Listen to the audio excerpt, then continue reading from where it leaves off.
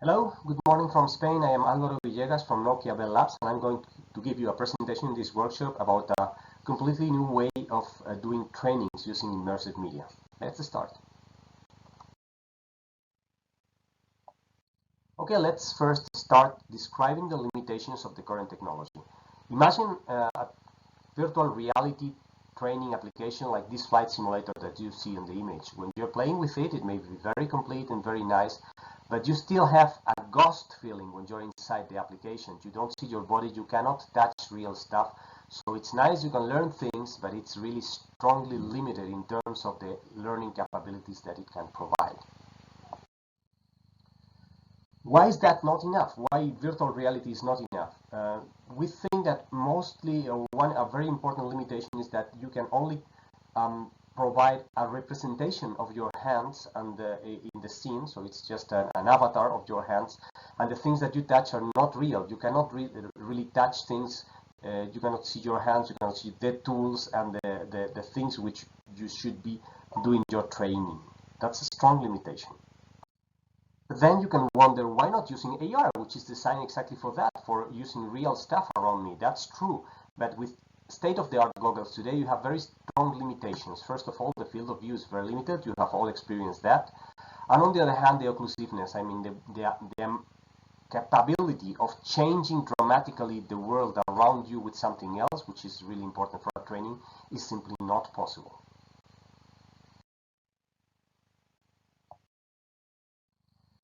To overcome these limitations, we have created something called distributed reality, which is a technology that tries to merge two or more different realities. One is your own local reality, so as you can see here in the picture, you can still see your real hands, your legs, your body, parts of the things that you have in your hands, objects, tools, if you're doing a training with real tools and real objects, and the rest of the environment can be changed with something completely different, maybe something remote captured with an immersive camera, or it may be, of course, an immersive application developed for your virtual training.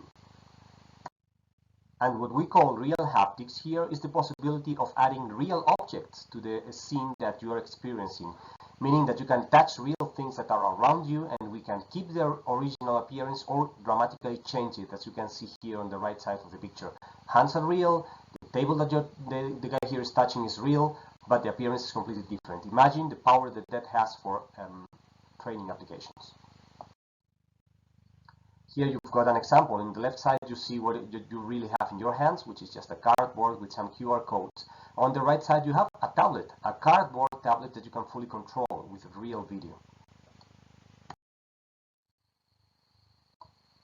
So let's give a few examples of how this can be applied to real training. You can see here a few use cases in the military or safety space.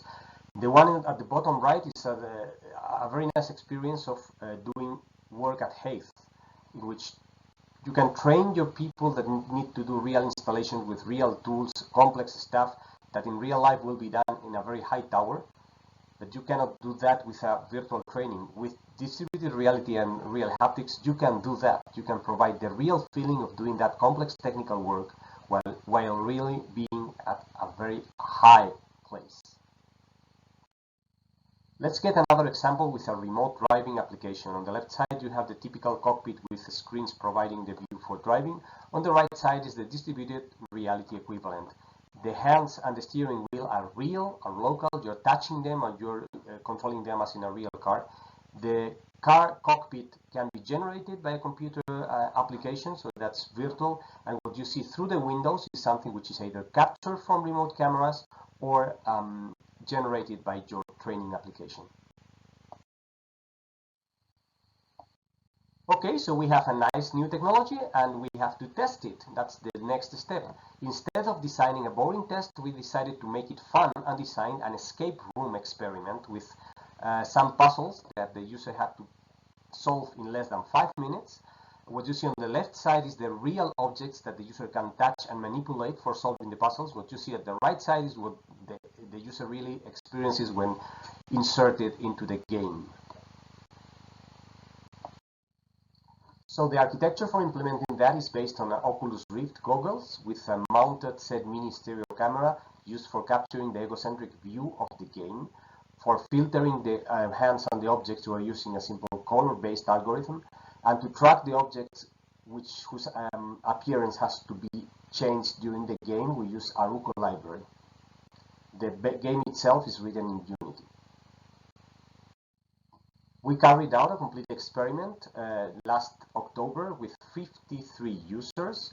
Each of them spent 30 minutes playing the game twice, once with the distributed reality and the other one with a pure virtual reality, so we could compare them.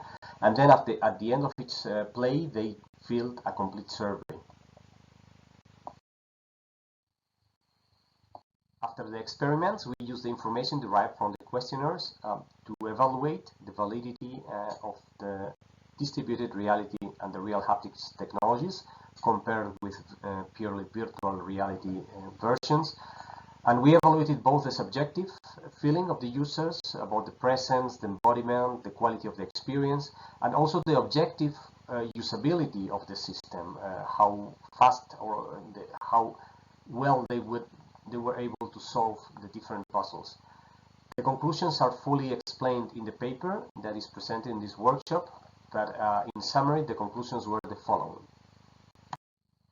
First of all, the results showed that the experiment has an ecological validity, meaning that people didn't even realize that they were doing a scientific test. They were just playing an escape room and they had fun, and that is very good for getting good results.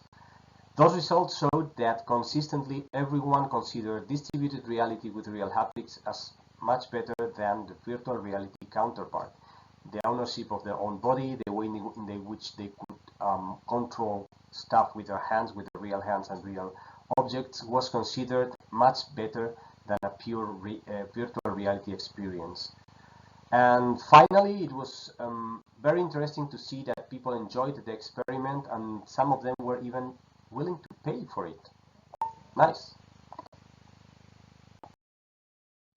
So the main conclusion is that this technology is really useful for next generation training applications. I let you now enjoy the video that shows you the experiment. Thank you very much.